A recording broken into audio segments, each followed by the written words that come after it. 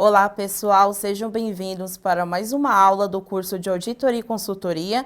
Hoje iremos falar sobre risco, relatórios e conceitos.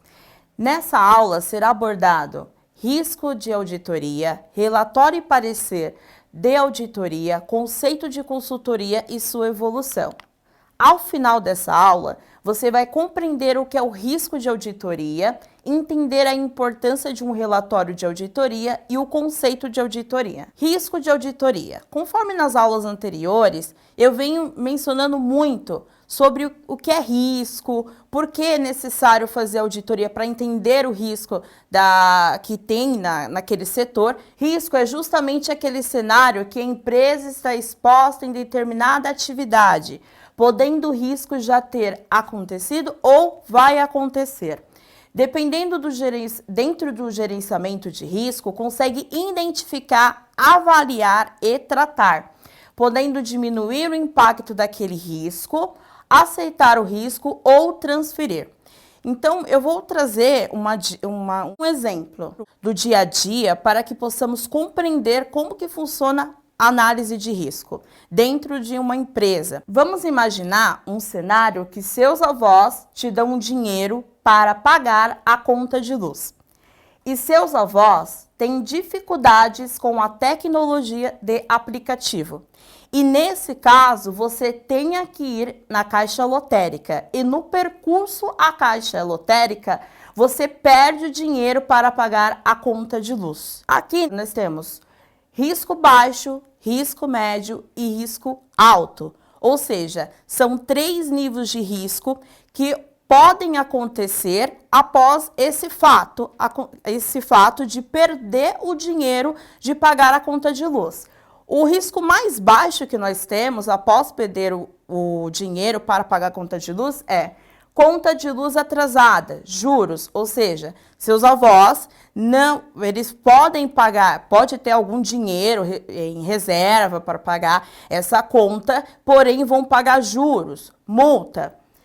O segundo é o risco médio, não ter reserva de dinheiro para repor o dinheiro perdido, ou seja, seus avós não ter algum dinheiro guardado ou não conseguir dinheiro emprestado com alguém para pagar a conta de luz. Risco alto, corte de luz e seus avós ficarão sem luz. Você percebe que nós separamos a análise de risco entre baixo, médio e alto? É assim que funciona dentro de uma empresa. Sempre vão fazer uma análise para identificar esse risco. Então, primeiro você identifica esse risco para ver até onde ele pode impactar dentro de uma empresa.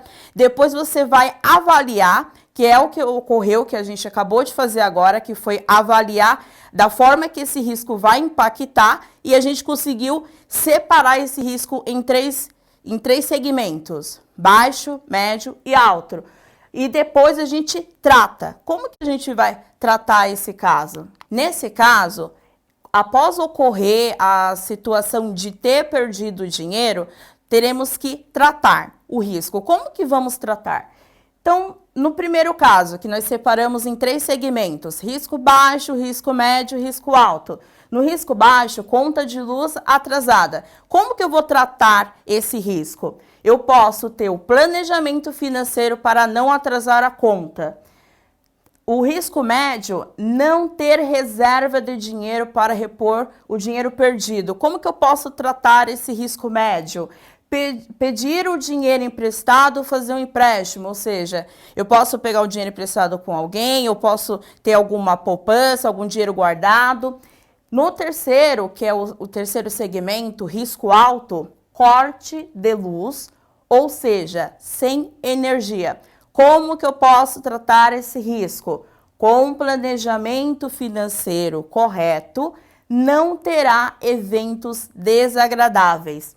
Você percebe que primeiro nós identifica o risco, depois a gente avalia o risco e após a gente avaliar, nós iremos tratar. É dessa forma que funciona dentro de uma empresa, quando o auditor ele vai mapear aquele setor. Após entender a forma de tratamento de risco, será possível compreender a importância dos controles internos.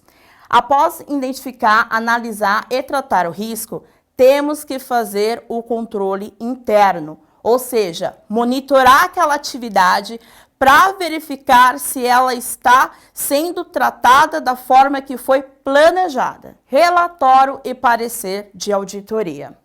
Quando as empresas elas são auditadas, elas necessitam fazer um relatório de auditoria. Nesse relatório vai constar a opinião do auditor, ou seja, quando ele vai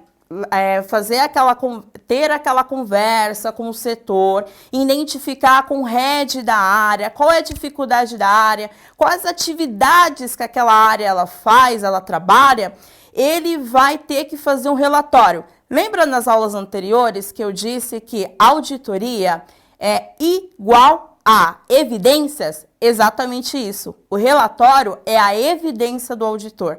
Para o auditor ter uma prova concreta para informar, olha, quando eu fui fazer auditoria, ou seja, mapear aquele setor, eu identifiquei desta forma. Por que eu quero informar que é tão importante essa questão do relatório? Porque se caso acontece algo grave, tem alguma notícia que a empresa ela se envolveu em corrupção ou fraude financeira, judicialmente o auditor ele é chamado e ele tem que mostrar evidências e informar tudo aquilo que ele viu. Então, quando as empresas são auditadas, necessitam de um relatório do auditor para ser transparentes com acionistas, clientes, sócios e etc. Relatório de auditoria. Relatório onde o auditor relata sua opinião sobre aquela auditoria, informando sobre as demonstrações financeiras, a saúde atual da empresa. Como informei, é um relatório importante porque é uma evidência do auditor para ele informar futuramente ou em últimos casos, às vezes judicial, para falar o que ele viu naquele mapeamento daquele setor. Relatório e parecer da auditoria. Dentro do relatório, tem alguns segmentos que o auditor, geralmente ele coloca para informar como que ele vai criar, ou seja, escrever essa opinião. Nós temos o sem ressalva, com ressalva, adversa. O que é o sem ressalva? Concordar com tudo que foi apresentado, ou seja, quando o auditor ele está lá mapeando aquele setor e ele todas as evidências que deram para eles de documentos, toda análise, todas as perguntas, ele concordou com tudo aquilo, ou seja, está tudo dentro da normalidade, da lei, dos órgãos reguladores, com ressalva. O auditor consegue informar onde foi encontrado o problema e discorda com as demonstrações financeiras que foi apresentada, ou seja, com ressalva, ele vai informar que de toda aquela análise que ele fez dentro do setor, tem algo que ele identificou que é uma não conformidade, ou seja, não está dentro do parâmetro do órgão regulador que aquela empresa é auditada, não está dentro da lei, ou tem algo ali que ele identifica como uma possível fraude, e aí ele vai colocar essa opinião no relatório com ressalva. Adversa.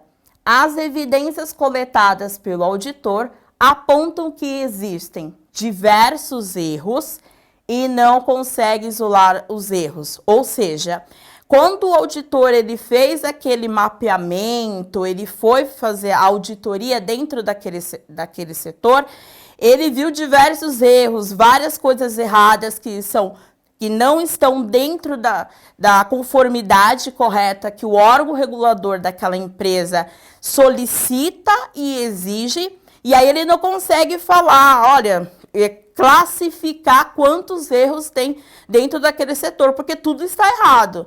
Tudo ali não está dentro do parâmetro da lei, do órgão regulador. Tem também a outra opinião que se chama abstenção. A abstenção é que na auditoria não obteve evidências para conseguir ter uma opinião. Ou seja, nesse caso, é quando o auditor, quando ele vai mapear aquele setor, ele não conseguiu receber nenhuma evidência, não provaram para ele de tudo que foi apresentado naquela auditoria e ele não consegue dar uma opinião.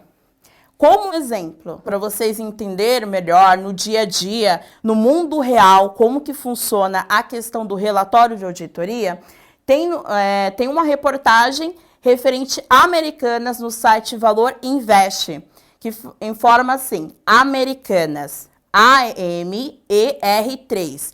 AMER3 é o nome dessa empresa na Bolsa de Valores. Em novo sinal de alerta, a auditoria se nega a dar opinião sobre o balanço. E olha que interessante, nessa notícia ele informa assim, a negativa de opinião é grave, porque mostra que os auditores não conseguiram ter acesso ou confirmar informações para realizar a avaliação dos números.